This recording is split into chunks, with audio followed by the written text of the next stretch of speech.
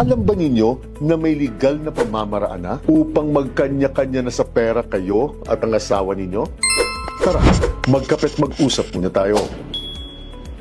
Dahil magagamit po ninyo ang Article 135 ng ating Family Code at makakapag-file na ng Petition for Judicial Separation of Property kayo kung pasok po sa alinman dito ang sitwasyon ninyo. Una, neglect or abandonment. Kapag matagal na pong hindi nagbibigay ng financial support ang asawa ninyo o kaya naman tuluyan ang inabandonan nito ang sariling pamilya nito o kaya naman po nahatulan ang asawa ninyo ng isang krimen at may kaakibat na civil interdiction ito o yung tipong natanggalan po ito ng karapatan sa inyo, sa mga anak ninyo o sa ari-arian po ninyo, maaari na po kayong dumulog sa husgado para paghatian na ang ari-arian ninyo at magkanya-kanya na pagdating sa pera kayo. Pangalawa, separation in fact. Kapag separated in fact na po kayo o yung nakatira na po sa magkahiwalay na pamamahay kayo at umabot na po sa 1 taon ang hiwalayan nito, maaari na po kayong dumulog sa husgado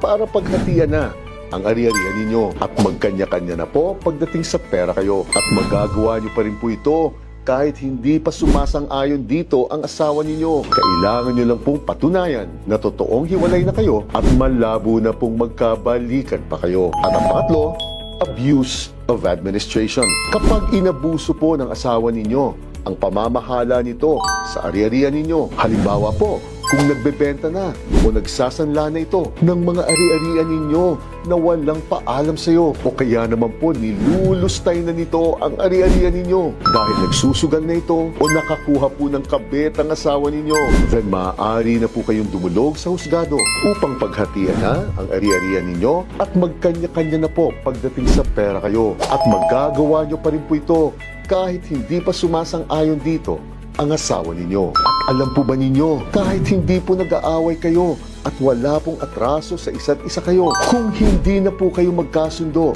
pagdating sa pagbabudget o sa paghawak ng pera ninyo, maaari nyo na pong gamitin ang Article 136 ng ating Family Code mismo at mag-file na po kayo ng joint and voluntary judicial separation of property para kahit nagsasama pa rin po sa isang bubong kayo, magkakanya-kanya na po pagdating sa pera kayo.